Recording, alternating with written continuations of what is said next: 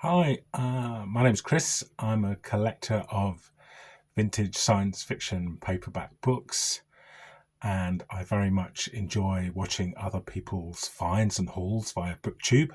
So I thought I would share some of mine as well. And these books I'm showing today in this video are from the first few weeks of September 2025, and I've had a very good couple of weeks of book finds actually.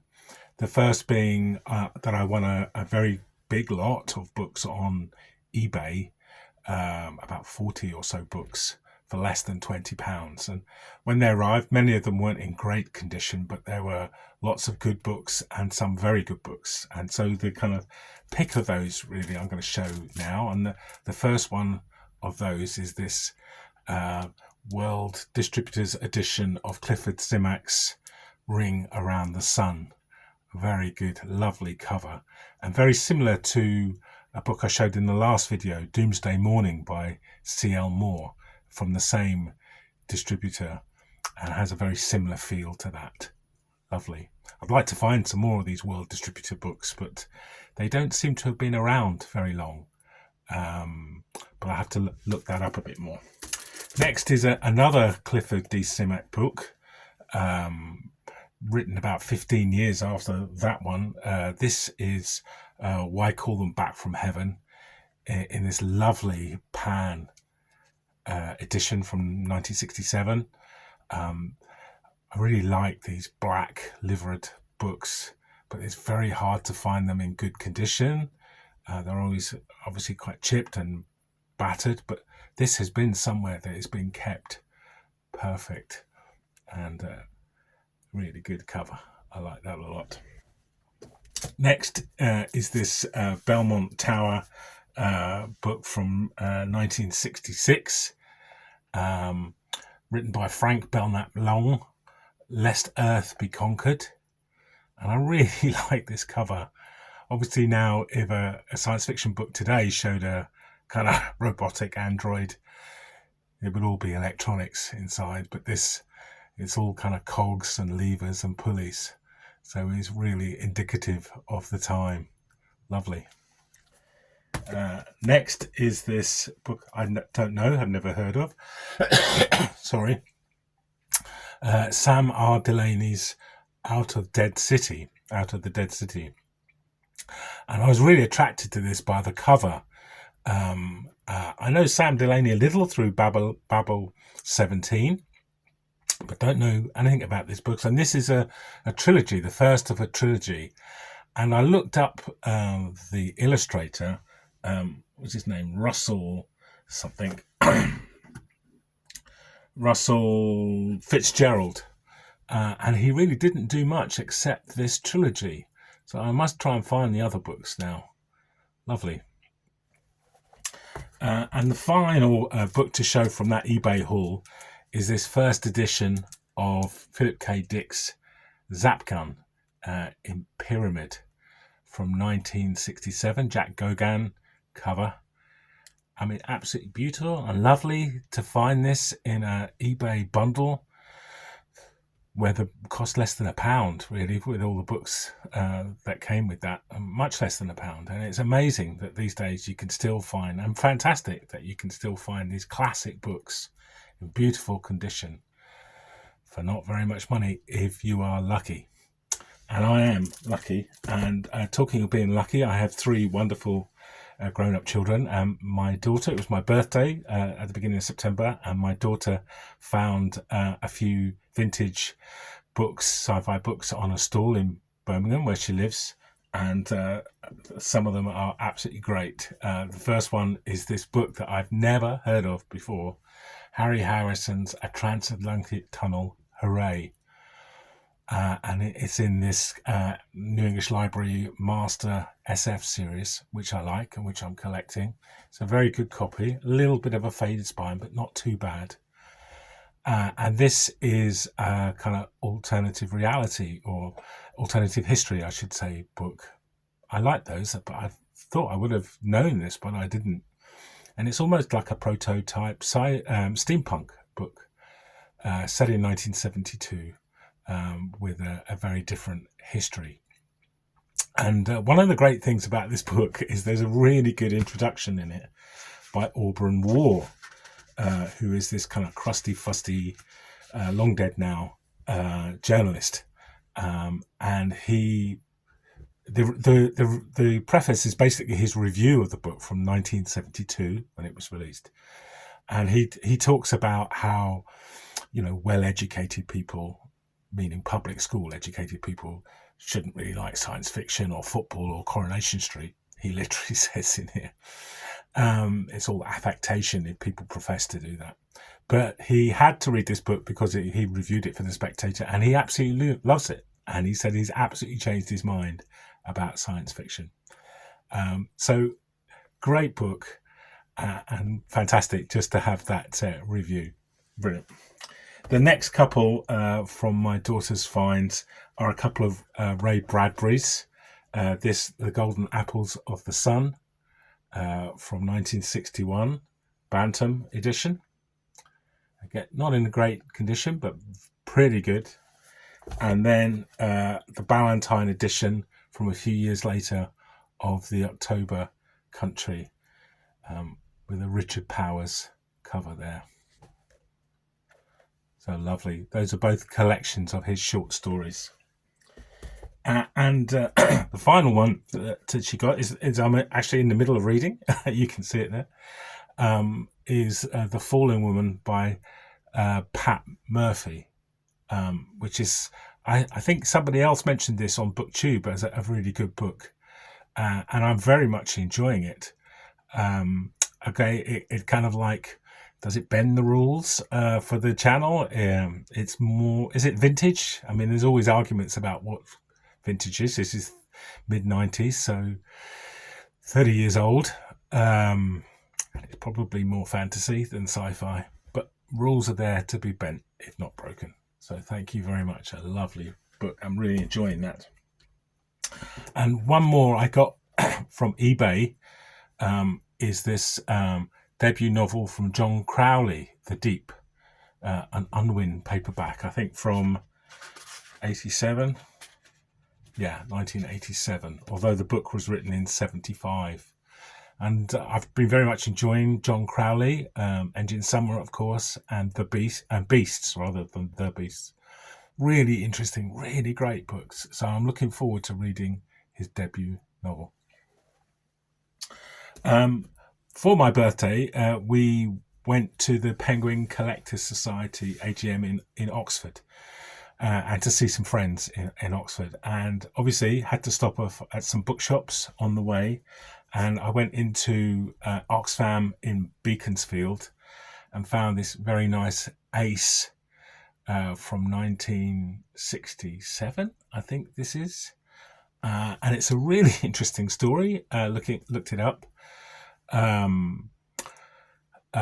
It's about a group of scientists who create a mini universe in the laboratory and set it evolving. And so there are planets and the sun, a mini sun, and on the planets are people and animals and fauna, and it begins to evolve. And they watch this, and it kind of really reminded me of a kind of prototype Civilization, the Sid Meier's Civilization computer games, from which I really enjoyed. So it kind of felt a bit like this. But David Grinnell, of course, is a pen name pseudonym of Donald A. Wollheim. And I know that lots of people have been playing Show Me Your Door books. Donald Wollheim left Ace a few years after this was published to start Door Books. But this is probably the closest I'll get to showing a door. After that, we went to, I found one of those shops that are just fantastic. It's in Chesham, Buckinghamshire. I think it's called Community 2 or Community Bookshop, which had a great shelf full of modern and vintage science fiction. And I was picking through the books, and one of the staff came up to me and said, "Oh, do you like those? We have a couple of boxes more in the back." Again, great. Something similar happened to me that I said in the last video. So, this is obviously something to do, is to ask the bookshop owners, do they have any vintage books in their back? So I found quite a few books there, very nice. And so the first is this fairly rare, I think, Pan edition, or I think this is the only edition of this Christopher Priest anthology put together called Anticipations. Really nice, again, pretty good condition, and the authors and the stories of it are terrific. So really looking forward to reading these short stories. Then next is this lovely Airmont edition of The Wizard of Oz from 1965. And I know you're probably thinking, Wizard of Oz, is that science fiction? But the introduction is by that guy again, Donald Wollheim. And he says in it that the story has clear elements of science fiction. The Oz stories are fairy tales, he says, but they're also the basic stuff of science fiction. Oz is somewhere on Earth. It can be reached, but it's hidden for causes that are not made clear, probably explicable. Sorcery is clearly required, but not everything can be done by magic. So if Donald Wollheim says that The Wizard of Oz is part science fiction, who am I to disagree? An absolutely beautiful cover there. Lovely. Next is a J.G. Ballard of really nice condition, high rise, in this B format. Sort of Panther, I call them Panther, but by this time I think they're Triad Granada of high rise. Obviously, I'd love to have found, or will love to find at some point, the first edition of this from 1977, which has an absolutely amazing cover. It's supposed to be an amazing book. Again, I haven't read this, and I look forward to reading it. And I really I've got 3 or 4 of these editions from the mid-80s. I think they did 10 or so in a very similar format. And they're very, very nice. Very happy to find that. Next is a Panther from a completely different era. Very early 60s. I think this is 61. Earth is Room Enough by Isaac Asimov, and is a collection of his short stories. Very nice. And next is another collection of stories by one of the classic great writers, Arthur C. Clarke. Look at that.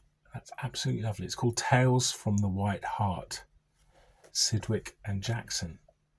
Now, I thought they were mainly a hardback. Maybe they are mainly hardback, but this is clearly a lovely paperback. And that cover, look at it. It's a kind of giant squid taking over the kind of public house, the White Hart. And in his lovely introduction to the book, written in 1969, Arthur C. Clarke says it's kind of thinly disguised, the pub is thinly disguised the White Horse, which was in Fleet Street, and was a gathering place for science fiction writers after the Second World War. For many years, they would gather on a particular day of the month. And he says that they still do. This is in 1969, they still gather, but mainly they discuss New Wave, which he didn't understand. And he keeps having to remind them, no, he didn't personally know H.G. Wells or Jules Verne. He obviously felt very old in 1969. Very funny and very good. Lovely book. Next is a mid-90s edition of Sherry Tepper's Grass, which is a great book. I read it in Golan's Masterworks edition. So very happy to have this edition from the mid-90s. Really nice. It's not the first, but it's quite nice. And this is the first paperback edition of The White Mountains. John Christopher, the first of his Tripods trilogy, which many people loved as a children's TV series. I never saw it actually. Somehow I missed that. Maybe I was just a little bit too old at the time. But it's lovely to have this first edition Collier. I've got a couple of other editions of the complete set of the Black Knight, which is a few years later. But this is very nice. And then we've already had a couple of Ray Bradbury's. This is I Sing the Body Electric, Collins edition from 71. I'm not sure about that cover. It's certainly memorable, but is it appealing? I don't know. It's a kind of wraparound. But there you go. I suppose you pay your money, you take your choice. Nebula, it says. Illustration by Nebula. I'm not sure if that's a person or a company or something. But there you go. And then the final book, or the final one I'm going to show you from that haul at Chesham Community Bookshop, which I recommend, is this Corgi Science Fiction Library edition of Fantastic Voyage by Isaac Asimov. Again, these can be very hard to find in reasonable or nice condition, and this is a great condition, I think. And I was surprised to find that this is a novelization of the great 1966 film. I really do remember watching that when I was a child. Fantastic idea of people being shrunk and injected into a body. Brilliant idea. But this is, they asked Isaac Asimov to novelize the screenplay, and he said yes, which I'm kind of a little bit surprised at, but I suppose he had to pay the rent. Great. And then, as I say, we went up to the Penguin Collectors Society, and I've really enjoyed looking at the Steve Hare's penguin collection at Oxford Brookes University. Jules Burt has done a great video showing what a great collection it is, and a joy. It was a joy to see it. So please do recommend, do watch that Jules Burt video of the collection, and indeed the whole weekend. He took some footage at the book fair and the AGM. So I got two books at the AGM. Firstly is I kind of upgraded my edition of The Invisible Man, H.G. Wells. This is the third edition from 1939 in a nice dust wrapper. It's obviously in the crime green, which is funny because obviously they had no idea what science fiction was. The term hadn't even been invented then. So that's lovely. Penguin Sci-Fi is the kind of core, really, of my sci-fi book, paperback book collection.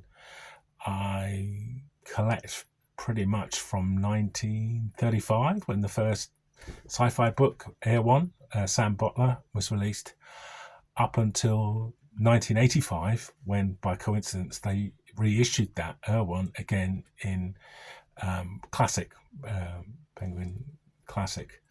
So there's something like 320 books in those 50 years, sci-fi books. Many of them are reprints, but different edition, different covers. So I've got pretty much all of those apart from 20. I'm looking for 20 more to complete that. And I was very happy to find one of those 20 at Penguin Collectors Society Fair. This is Out of This World, a kind of short story. It's American Penguin from 1944 with some Penguin sci-fi stories in it. H.G. Wells, Jack London, etc. Edited by, or the anthology is by Julius Fast. So it's not in the best condition, but hey, you know, it's 80 plus years old, so very nice. And if you like Penguin science fiction, I again recommend The Art of Science Fiction, which is a website. I'll put the address details in the details of this video, the link to it. It's a terrific website, has every copy pretty much, and details and descriptions of all Penguin science fiction books. It's a work of love and a work of art, that website. It sometimes says beware, because the website is now missing some update of its browser certificate, but it isn't something to, it's not dangerous at all. It's an absolute joy. So do go and visit that. So thank you very much. Hope you've enjoyed those, and I'll see you next time. Bye.